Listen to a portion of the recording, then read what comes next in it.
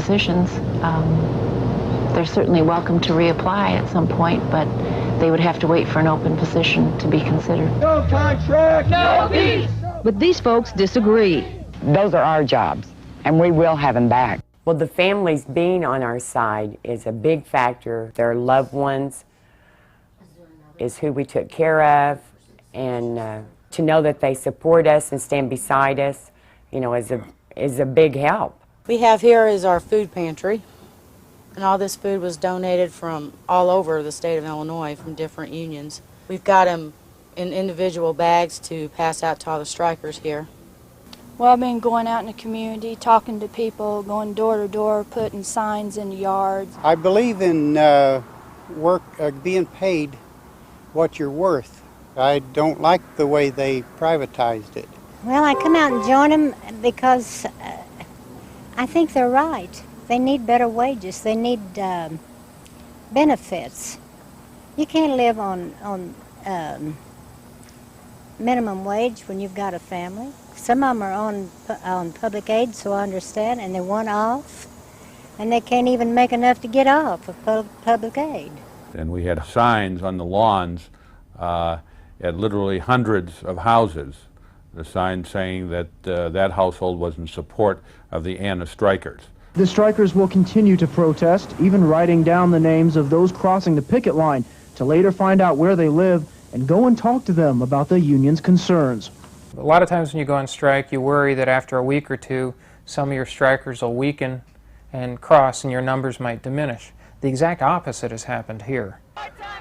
We took out 36 people on strike on August 10th, and since then, every one of them has stayed out on strike. We haven't had anybody cross, plus 14 people who came to work as scabs have signed union cards and joined the strike. I decided to come out on strike because I knew of other people that were out, and it was mostly a moral decision because just crossing over, taking somebody else's place is not a thing any person should do. I'll certainly be happy when this is over, and I've been praying every night that this would be settled and that they could be back. We love our vets, and hopefully we'll be back in there for long.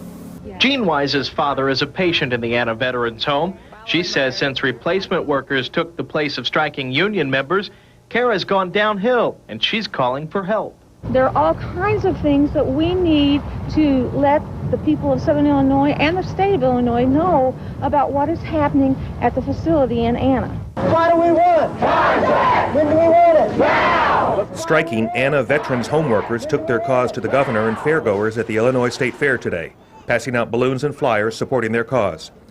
The governor met privately for 30 minutes with a delegation of AFSCME strikers.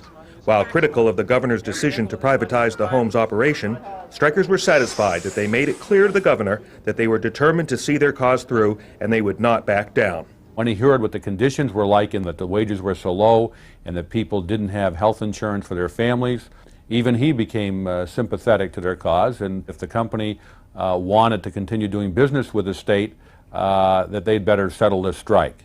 An 8-hour negotiating session is still underway at this hour in Marion. This is the first time they've been together since last week. It has been a long 6 weeks for workers and home officials. Striking workers say they are optimistic they will put their walking shoes away and get back to work. I'm feeling very good and positive that our members will agree to it and I think we won a great battle when we settled this thing last night. We fought a hard battle, and I feel like we've come out ahead. Striking workers are counting ballots from the vote on the tentative contract settlement at this hour in ANA. The company did underestimate our willingness to fight. We are a very strong group, and they do have a fight on their hands, and we will not buckle down. We will stay there one day longer. I feel like the strike has made the union part a better family. We've become closer together. I know I can lean on them when I come into a hard time. With the community support, with the business people, with the families, with the politicians, and with recruiting the scabs to come out and join the union and participate in the strike, we have stacked everybody on our side of the equation and have left the employer with nobody. The fact that they organized so well and fought back so effectively is something that caught everyone off guard.